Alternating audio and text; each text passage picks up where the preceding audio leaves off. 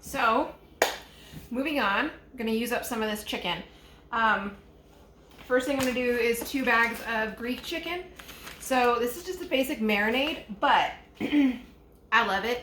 It's really, really good if you want like to do chicken inside of pitas with some tzatziki, some fresh cucumbers. It's really good on top of salads. I also use it as my base for my chicken caprese. So for the chicken caprese, it's marinated in the Greek marinade, and then I pull that out, put it on a baking dish, put it in the oven, and bake it. It's like 30 to 45 minutes, depends on how thick your chicken is. And then about 10 minutes before you're done, you're gonna very thinly slice Roma tomatoes and fresh mozzarella. Not like shredded mozzarella cheese, but like the good primo mozzarella that you get in like a log or a ball. And you're gonna thinly slice that. You're gonna put 2 slices of mozz and 2 slices of Roma tomato on top of each piece of chicken and finish the cooking process. It gets a little bit bubbly and delicious. And then when you pull it out, you drizzle it with a balsamic vinaigrette drizzle. There's like a balsamic glaze you can get at the store. I usually buy Moderna brand, but really, really good. And so I have like 8 chicken breasts here that I bought in a value pack at the store. And so I'm just gonna, these are just like way too big in my opinion. So all we're gonna do is we're gonna basically half or third them depending on the size, because honestly, my kids aren't gonna eat like a giant hunk of chicken like that. They want like that yumminess on top and whatever else, but these are also extremely thick. Like sometimes I'll just go straight through them on the halfways. I mean, that one breast gave me 3 pieces, and that's still like pretty good sized pieces of chicken. So I usually can get like 2 to 3 cuts off of the chicken. All right, so that's good. That one's itty bitty, it's gonna stay like that. And then one more cut in half, and then I'll be right back.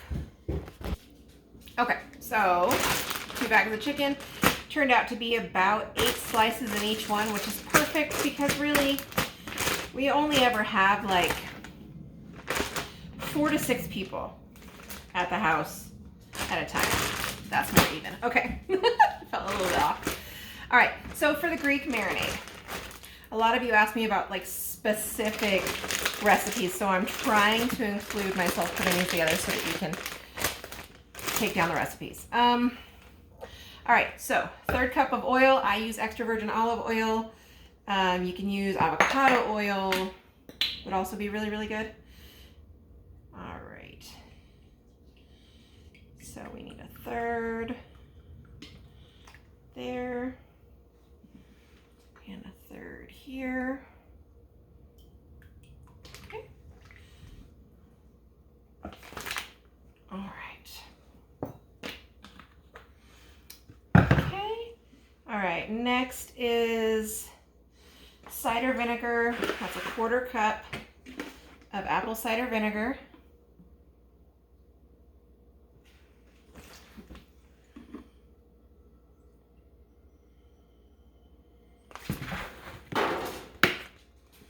Okay.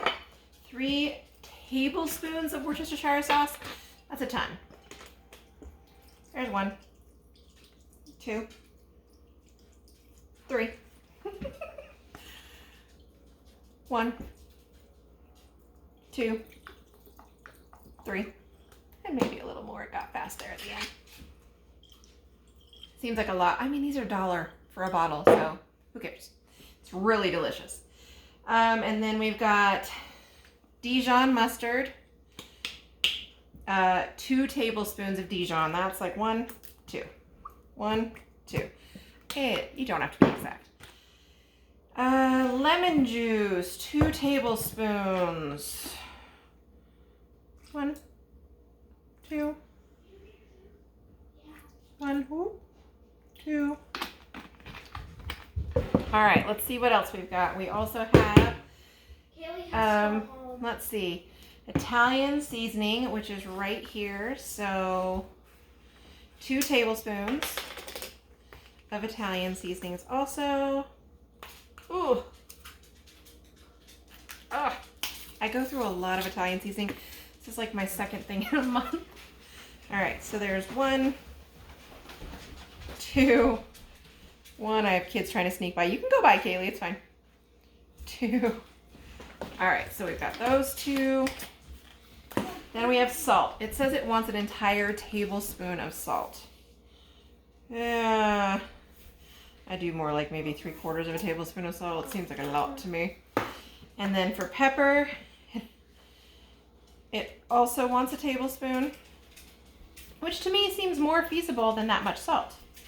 I don't know. Again, work with your palate, but this is a good basis to go off of. If you like it, use it. If you don't, change it up for an ingredient you like. It's totally fine. Okay, and then it does ask for a tablespoon of sugar. I don't put that in because I don't want the extra sugar in it. I try to omit sugar if I can. So I don't bother with the sugar in it. You can. It's delicious. I've had it that way before. And then 1 teaspoon of garlic powder, but I'm just going to do a squirt of minced garlic instead. Okay. And that's it. That's all. You're just going to take the air out of these and mix them up just like everything else. Lay them flat. I'll be right back with you in just a second, and I'll move on to my next kind of chicken. First, I got to see what's going on with these kiddos. I'll be right back.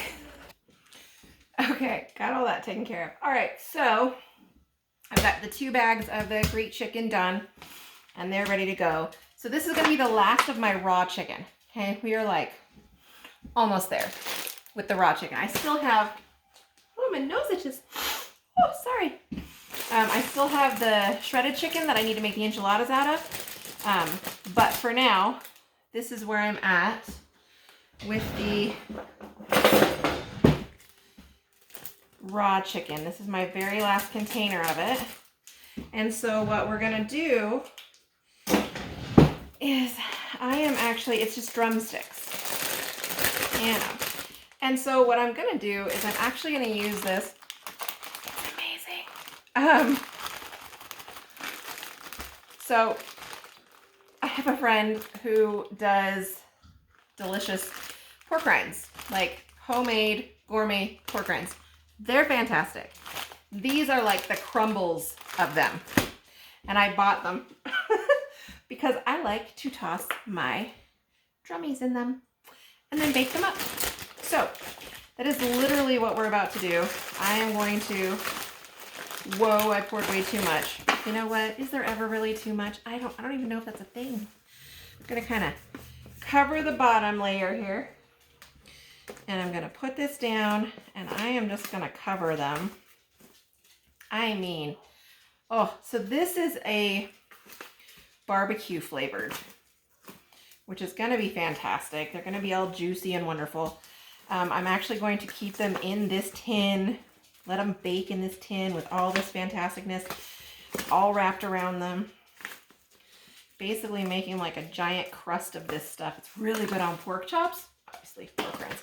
There are just so many good flavors. There's like a Memphis barbecue. There's a heat wave that I really like, but I can't use it for like the crusting because I have some kids who don't like the spice. Oh, but the heat wave is good, just as pork rinds. Like, if you like pork rinds, ask me, and I will send you my friend's information. She ships, and it is so good. It's called Big Papa's Pig Skins, and it's fantastic. Okay. All right.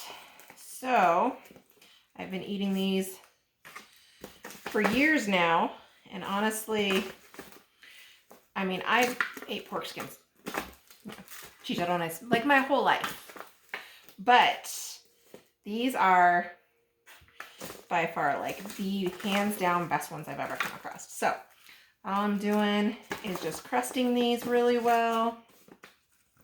I've got like 3 more. Let me see if I can kind of move these to one side of the tray and get to this other side, because there is a ton there that I can cover these in. Get them all crusted. Oh, I can't explain to you how good this smells. Like, this is, it's kind of akin to like, I mean, you know, when you cook with like bacon grease or bacon fat on a different protein, but it smells so good. Oh, it's fantastic. And so, you know, usually like with shake and bake or whatever, you end up with like a light coating and it doesn't really like stick. This is going to be like a beautiful ton coating. So I'll lay this down on here, kind of spread some of this out, fit them all in here. Oh, this might actually be like the perfect fit. Oh, yes. We did it. 1, 2, 3, 4, 5, 6, 7, 8, 9, 10. There are a dozen in here and they look fantastic. Trust me, I can't pick up my phone and show you, but I mean like, oh. And so for this, I am just gonna put a layer of aluminum foil down. That's all that's gonna happen, just aluminum foil. Sealed up. I'll probably plastic wrap it before the aluminum foil just so it doesn't get freezer burned. Really shouldn't get freezer burned though because it's only going to be in there for, these will all get used this month. All this stuff should be used this month. So I'll be right back. All right, so got 2 Greek chicken. We have the chicken drums. This is no joke. This is my stack of just trash from just the meat containers. Is a lot. Got all that done, and then I still have, flip this around, I've got ground beef and pork for making Swedish meatballs, my turkey kielbasa's, meatballs for a spaghetti bake that I still have to do, and then we have the chicken enchiladas. So Swedish meatballs should be at least 2 batches, possibly 3, depends on how much I have. So at least 2 batches of that. Then I'm looking at the enchiladas, which is going to be at least 2 batches. And then the spaghetti and meatball bake. So that's 5. There's something I'm missing. Oh, eggplant lasagna. So I think I still have 6 more things to cook, but that does not count my husband's chorizo breakfast burritos. Still have to do those. And then there's something else. What is it? The breakfast burritos. Oh, and just the side dishes.